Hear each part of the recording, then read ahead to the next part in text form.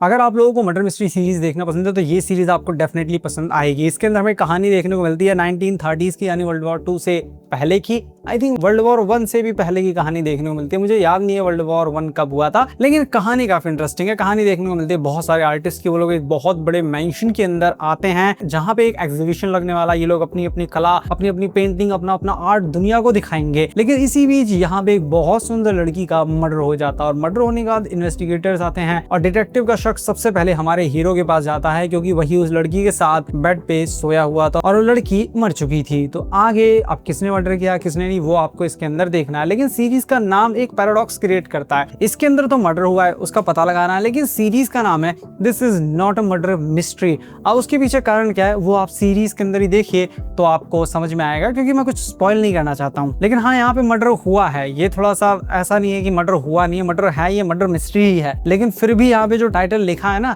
ये सीरीज की स्टोरी के साथ जस्टिफाई होता है। बात करें सीरीज की स्टोरी की, तो सीरीज की स्टोरी मुझे काफी अच्छी खासी लगी।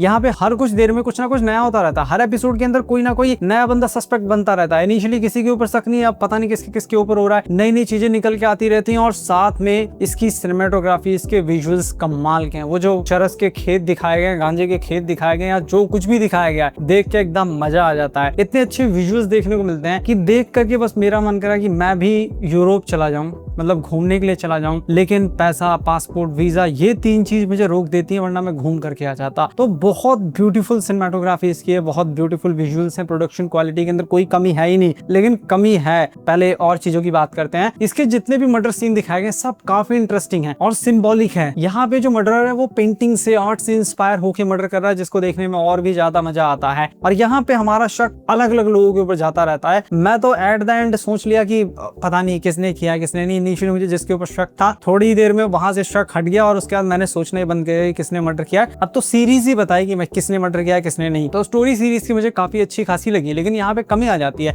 इस सीरीज को देखते हुए मैं थोड़ा सा अनकंफर्टेबल होने लगा। ये सीरीज मुझे मर्डर मिस्ट्री वाली वाइब दे नहीं रही थी, मतलब दे भी रही थी नहीं भी दे रही थी, क्योंकि यहाँ पे ये थोड़ी सी डिफरेंट है। ये सिर्फ स्ट्रेट फॉरवर्ड मर्डर मिस्ट्री नहीं है कि यहाँ पे मर्डर हुआ चलो उसके पीछे लग जाओ, ना ना, यहाँ पे और भी बहुत सारी चीजें होती रहती हैं। इस सीरीज को एक आर्टिस्टिक तरीके से बनाया गया है, जिसकी वजह से कैजुअल व्यूअर्स को डेफिनेटली यहाँ पे दिक्कत होगी, वो अनकंफर्टेबल होंगे इस सीरीज को देखते हुए। इसी वजह से एडजस्ट होने में थोड़ा सा टाइम लगेगा। साथ में ये सीरीज स्लो भी है, इंटेंशनली उसको स्लो रखा गया है, जो कि पॉजिटिव में वर्क कर जाता है। लेकिन स्लो होने की वजह से आपको थोड़ा अटेंशन अपना देना पड़ेगा। ये सीरीज आपका अटेंशन मांगती है कि थोड़ा यहाँ पे अटेंशन दो, दिमाग लगा के देखो। मैं एकदम से हुक नहीं करूंगी तुम्हें अपने साथ, लेकिन एक बार आप हुक हो गए तो उसके बाद सीरीज आपको अपने साथ हुक कर लेगी। और सीरीज फैमिली के साथ नहीं देख सकते, बहुत सारी वैसी चीजें देखने को नहीं मिलती। लेकिन इसके अंदर जितनी पेंटिंग्स दिखाई गई और भी जो चीजें दिखाई गई वो नंगी पेंटिंग्स हैं, इसी वजह से आप नहीं देख सकते। बाकी यहाँ पे कुछ कैरेक्टर्स की एक्टिंग आपको ओवर एक्टिंग लग सकती है, हाँ ऐसा आपको लग सकता है। और एक और चीज, एक बंदा होगा जिसके नाम पे सारी वेल्थ हो रखी है। मैंने कोई स्पॉइलर नहीं दिया क्योंकि आपको पता ही नहीं मैं किसके बारे में बात कर रहा हूँ,